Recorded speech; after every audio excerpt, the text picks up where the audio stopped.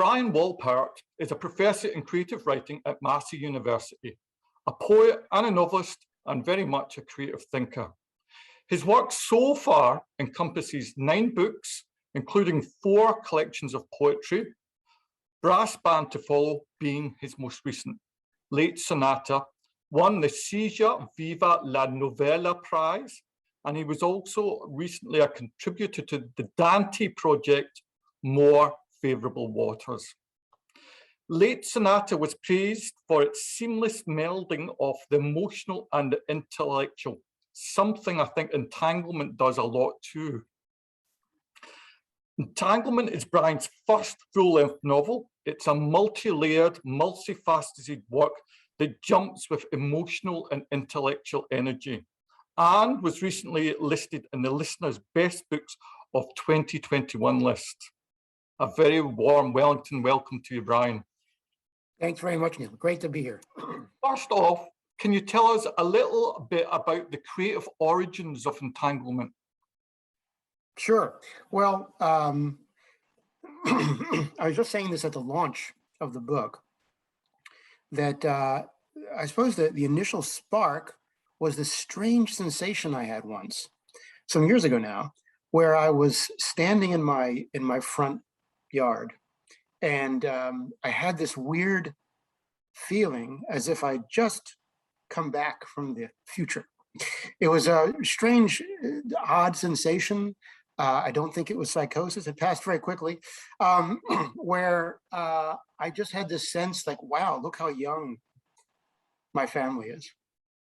And I have a chance to do things right. I didn't have any sense of what I'd done wrong, or I just had this sense that I had a chance to do things again. It was a weird sensation. It passed very quickly, but it sort of sparked this idea of this time travel novel. But also, I've always been pretty taken with time travel as a concept. I will read anything with time travel. I will watch anything with time travel without regard to quality, actually. Any movie with time travel, I'm happy to give it a shot. And the example I give about that is Hot Tub Time Machine, which is not an art film, but a lot of fun because I just love what people do with time travel. So that's really, but I wanted to do something different. Mm-hmm. So I really investigated time as a concept, and that led to the novel. You weave in really big ideas about the nature of existence and time basically into the integral fabric of the plot, whilst also being very personal about the characters' inner lives at the same time. Can you tell us a little bit about the balancing act between big concept and emotional inner lives, quite personal things? Sure. Well, I mean, a book, a novel is about character, and from my point of view, and so that had to come first. But I felt that the investigation of time was somehow linked to the personal aspect for this writer character. But one of the things I did was there are 3 braided sections. And one is the time traveler racing against the clock. One is this writer in residence in Sydney at the Center for Time, and one is someone at a writer's retreat at a lake setting, Lake Linden in the South Island of New Zealand. And I wrote them separately, so I kept them in 3 different files, so that I could focus on each one without trying to maintain that balance in one long document. It was actually a very exciting moment when I finally decided to weave them. I was looking forward to the day when I could weave these 3 strands, and I put it off as long as I could to make sure it was going to be as strong as I could make it. And then I started weaving them, which was really fun, and to see how they connected to one another. I think you've covered a little bit about my next question just in the previous answer.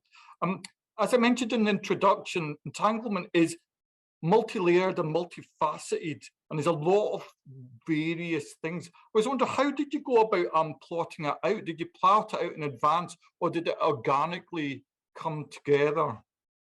So I would say that it was more the second. I'm not a big plotter.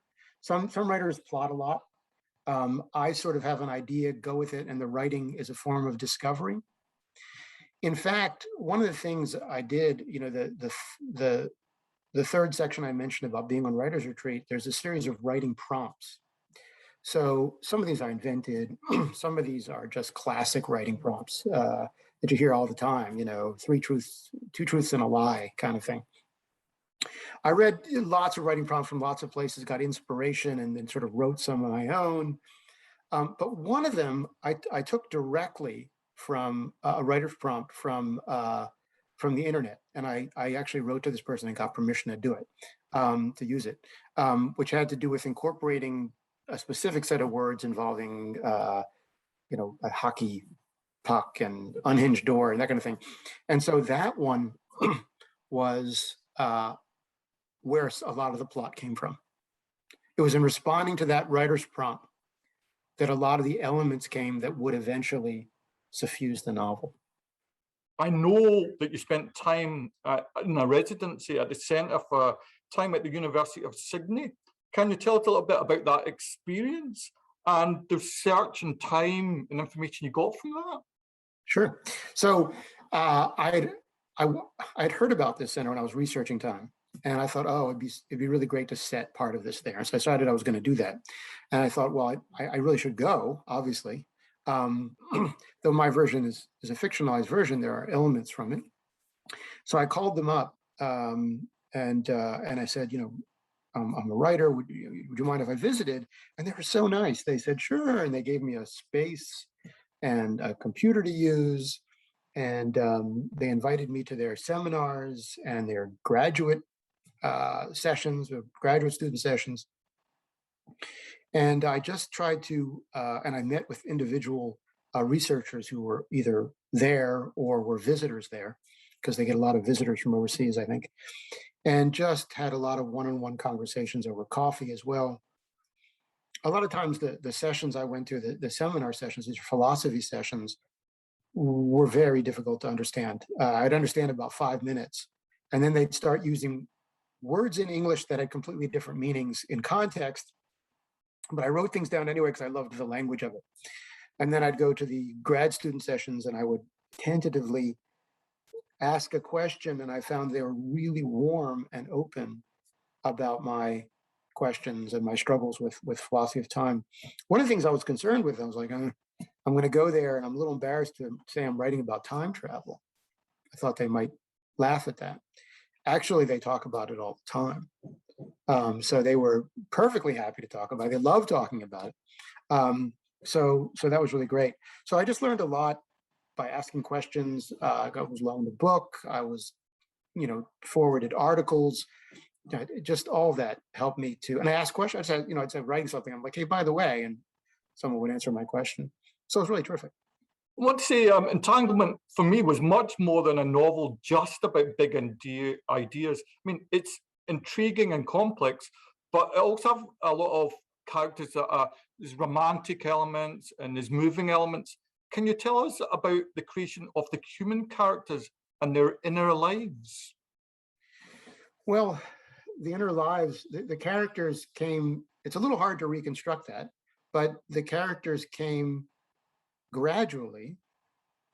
And one of my great interests in writing is developing the sense of inner life, developing a sense of self interrogation by characters, but also a tendency to not want to face reality, to not want to face the truth, to not want to admit error, to not want to remember things the way they happened, and a sort of suppression of fault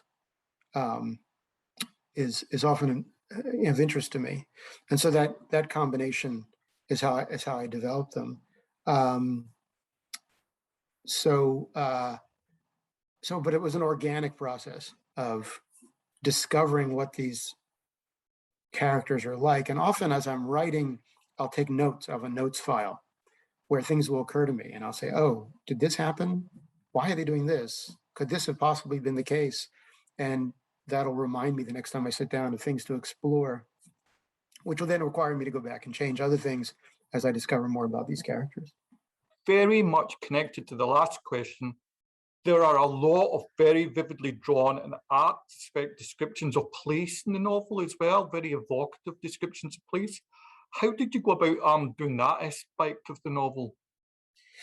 Well, some of it was visiting Sydney. It was actually two different visits. One was at the Center for Time, another was an earlier visit. So when I was there, I took a lot of notes on how things looked. The character, the New Zealand philosopher, her character, who lives in Sydney, her character's apartment is based on an apartment of some friends of ours who lived in Sydney. And we got to house sit that for a week because they were actually leaving when we were coming for one of the 2 weeks. So we got to stay in this wonderful apartment for a week, and it had this beautiful view of the harbor and the fireworks, and so some of that was, I invented other parts of the apartment, but so some of that was I just took lots of notes everywhere I went. The parts in New Zealand are just based on visits around the country. The novel begins in the South Island, not far from Christchurch, and then works its way up through the North Island. So there's parts in Wellington and Devonport and Auckland and Waikato and Northland. And basically, a lot of that was based on my memories of places. But then I also tried to check that my memories were somewhat accurate, and hopefully I did that right. I couldn't really, as I was doing the final editing, there was a lot of COVID-related issues, and I couldn't travel places easily to double check things. So I had to do that online to try to double check my memory. I love the descriptions of snow in particular, by the way, Brian. There's very poignant descriptions of snow, and also like how snow evokes that kind of melancholic feeling in people. The snow, by the way, that comes from my childhood. I grew up in Baltimore on the East Coast of the United States, and we had a lot of snow. And so all that snow that I wanted to show up in various ways in the novel was coming from those memories mostly. Yeah. I would very much describe this as a quantum fiction novel rather than a Newtonian fiction novel, in that it uses non-linear time. Would you agree? And could you tell us a little more about writing in that kind of non-linear timeline rather than classical timeline? What can you achieve by using non-linear time in a novel that you couldn't by going through A, B, C, D? I like that distinction between the quantum and the Newtonian. One thing I wanted the novel to do, or it came eventually to want it to do, was to perform something about time rather than just talk about it. So that's why the section that begins in Sydney goes backwards. And the reason it goes backwards, partly that was actually it went forwards when I first drafted it. And I was just about to print out a draft to show somebody when I realized it had to go backwards. And there was no benefit to going forwards, in that there was an insufficient, I think, surprise in that section. And it was much more interesting to begin with sort of the issue, which was the pregnancy of this philosopher, and work backwards than to culminate there. It also worked really nicely with this clock that I describe in that section, which is a clock that tells time forwards, but it goes counterclockwise. And that existed actually in the Center for Time. They had it up there in one of the offices, and it just plays with your head. You have to sort of let go a little bit if you don't try to think too hard, you can know what time it is. But so I just wanted it to perform basically, and since also the book's a lot about memory. Memory moves all over the place and time, and I wanted it to perform that as well. I love that about the book, that I say we might exist in the moment, but a memory can exist at any point in time, anywhere.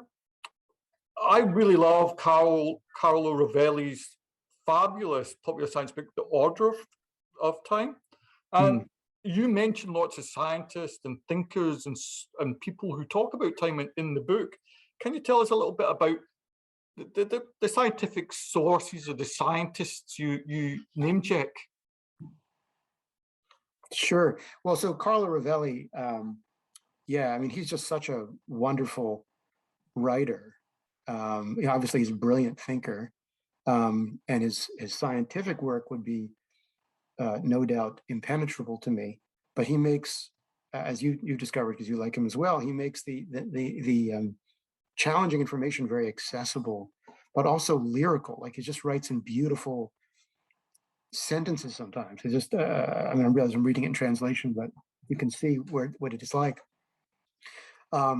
So I really loved, so I decided to give him a little special call out in one of the sections where the New Zealand philosopher is talking about Rovelli and using that as sort of an explanatory.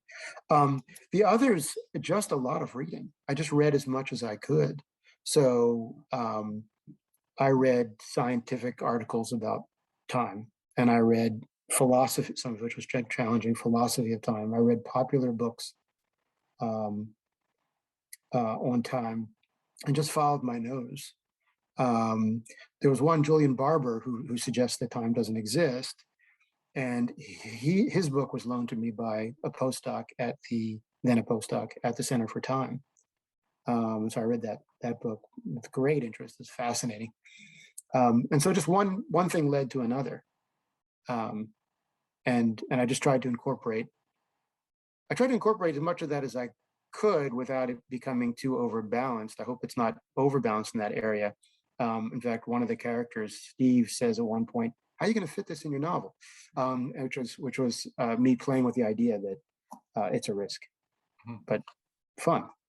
I agree with you about the Rovelli. I mean, the thing that I like about Rovelli is he makes incredibly difficult ideas to comprehend and writes it almost like poetry. There's an absolute poetry about the way he describes incredibly complex philosophical ideas. It's always interesting to see how art intersects with the concept of time. And Entanglement is in part explicitly about delving deep into ideas about time. Were there any touchstone pieces of art you thought about when you were writing? Pieces of art? In the widest sense, it could be film or literature or literally art. Like I was thinking, that famous Cubist picture of it's a nude descending a stair, and it's like slices of time in pictorial form.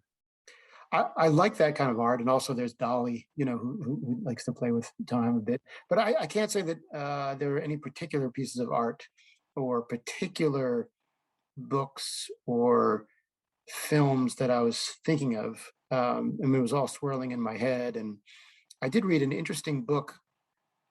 Now I'm going to forget that. I think it might have been James Glick who wrote it. I hope I have the name right, about literature on time travel. Actually, there are two books like that, where he sort of just surveys the field of time travel stories, and I think it was H.G. Wells who was the first to write a time travel story that involved a machine. There had been other time travel stories, people suddenly waking up in the past, that kind of thing, but it involves a machine. That sort of started the machine time travel genre. So all that was in my head as well. You contributed to the Dante project, More Favourable Waters. Do you think Dante thought in a non-linear way when he was writing his poetry? Oh, I don't know what Dante was thinking. But surely he must have been. I mean, poetry is, I mean, it's a narrative, but there's a lot of texture and moving and interweaving, and poetry in general is nonlinear. That's one of the things that I like about it, and I have to approach fiction from a poet's sort of point of view, which is the way things are recursive, the way things return, but in a different way, because turning and returning and cycles rather than straight lines, spirals and circles are very much an aspect of poetry that I've always loved and that I wanted to bring into fiction as well. That's great, because it totally leads on to my next question. Is you're a very well known and acclaimed and respected poet, and this is your first, it's not your first novel, but it's your first big long novel. Right. Did you find that your poetry writing helped or hindered in the writing Entanglement? I mean, I'm wondering about the relationship between the two, because I think there is one there. Well, it helped and it hindered. I like to think it mostly helped because I have to write fiction in a way like a poem, which is that there are different elements interweaving. As I just said, I had to write it in short segments in a way, and you can sort of see that through the sections. I found that easier to do as a poet, I think, or I should say, as a poet, that came more naturally to me than extremely long sections without interruption. And it also allowed me to really focus on the language, so that each section, or at least a lot of the sections, had a lyrical element to them, or I hoped they did, so that there was metaphor going on and a play with language when possible. On the other hand, I do tend to write poems in very long sentences, and in the editing of the novel, they suggested pulling back on that just a little, as there are quite a lot of long sentences. We kept a lot of them in, but also when not necessary, cut them back a bit. Can I tweeze that one out just a little bit, Bryan? Is like, can you tell us a little bit more about the differences between writing fiction and poetry for you? Yeah, so Charles Baxter is an American writer who's probably better known as a fiction writer, but I think he started as a poet. He once wrote a great article, a really hilarious article about poets and fiction writers, and how poets write their half an hour a day and they're off, and fiction writers then have to sit there and struggle all day, so they're rather grumpy. He also said poets at a party make the mess and fiction writers clean it up. So he's really joking about that, but the difference, well, there are a lot of differences, in that poetry, you don't have to worry about long narrative arcs, unless you're writing a verse novel, for that kind of thing. I'm talking about regular lyric poetry, where you might have sequences that interact with one another thematically or in other ways. But you don't have to worry about character development. You don't have to worry about plot. You don't have to worry about consistency. There's a lot less to keep in your head in writing poetry than there is in writing a long piece of fiction. You can do a lot more with language in poetry. There's a lot more tolerance in the reading of a poem for ambiguity than there is in the reading of fiction.